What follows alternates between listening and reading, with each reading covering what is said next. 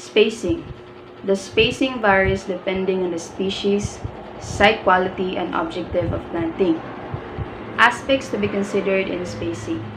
The site condition. On good sites, the seedlings can be spaced wider on poor sites because of the faster growth. They soon form a close canopy and make full use of the site's potential.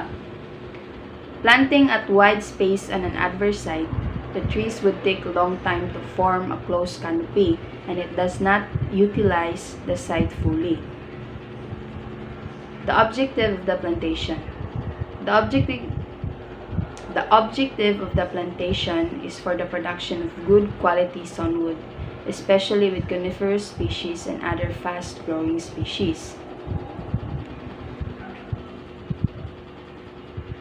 The growing characteristics of the species. Spacing should be modified according to the growth rate, tendency to branch, and the ability to survive under field conditions. Species which grow fast at early stages can be spaced wider like mahogany.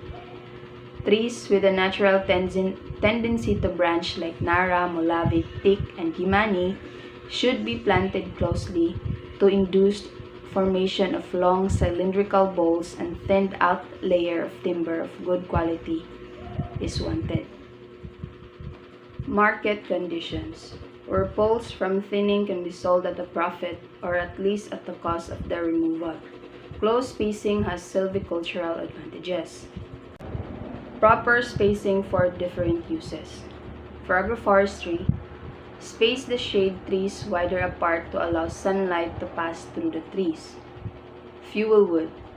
Use closer spacing around 2 by 2 meters or 1 by 1 meters to increase height of the trees and number of trees per area. For industrial tree plantation, space the trees at around 3 by 3 meters or 4 by 4 meters for species which do not form strong branches like mahogany. For fast-growing species, short rotation species which have a natural tendency to branch like Imani, spacing should be closer, around 2 by 2 meters or 2 by 3 meters. For wind or fire break, plant the seedlings in a clump or close distance to combat fire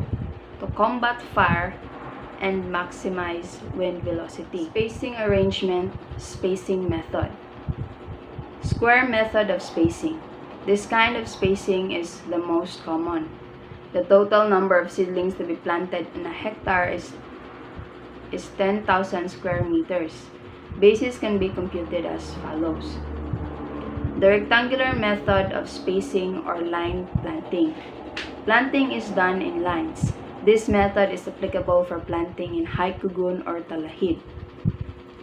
By adopting a wider spacing between the lines and a closer spacing within the lines, for example, 3 by 10 meters or 3 by 15 meters, seedlings are planted at wider spacing between the rows and a close spacing within rows at about 2 by 5 meters and 3 by 10 meters.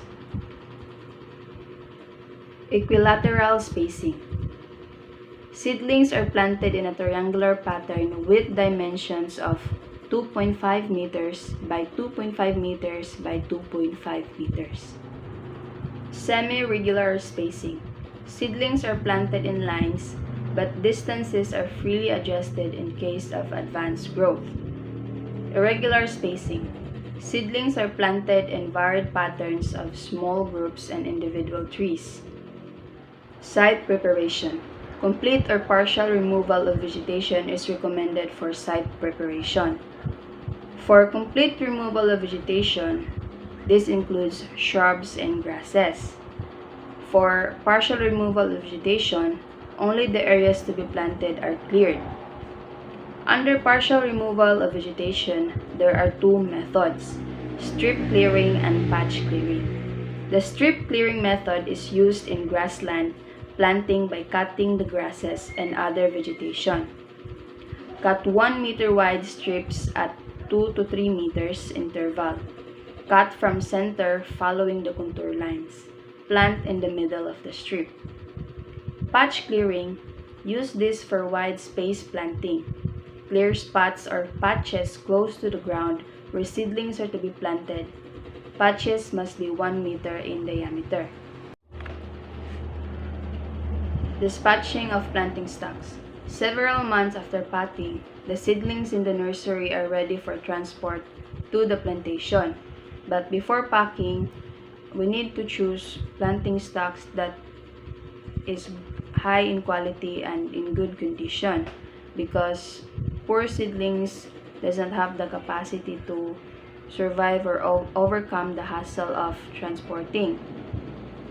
Packing seedlings loosely in a vehicle or carrying bunches of seedlings by hand are not advisable, because this will result in a high number of dead and damaged plants.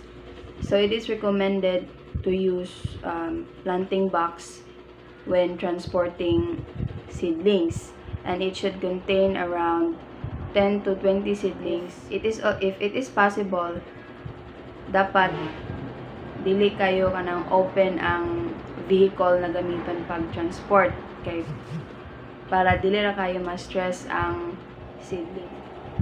Transport of planting materials. One factor that determines the healthy growth of the seedlings when outplanted is the manner in which they are packed and transported from the nursery to the planting site. So, big factor ang pag-pack o pag-transport sa seedlings in terms of growth. Outplanting. The best time for outplanting is at the beginning of the rainy season, provided that the soil is moist enough to ensure the early survival of the seedlings. Outplanting can continue up to the middle of the rainy season. Planting towards the end of the rainy season will not give the seedlings enough time to be established prior to the dry season, thus resulting in high mortality. Tips for outplanting seedlings from the nursery. Do not disturb the roots while hauling the seedlings. Use trays or appropriate containers to carry the seedlings. Outplant the seedlings immediately to avoid drying the roots. Start outplanting when the soil has enough moisture. Select the proper spacing based on type of species to be planted, and use of the product and level of management to be used. Make the taproot hang vertically without bending its tip, and let the roots retain their natural position to avoid transplantation.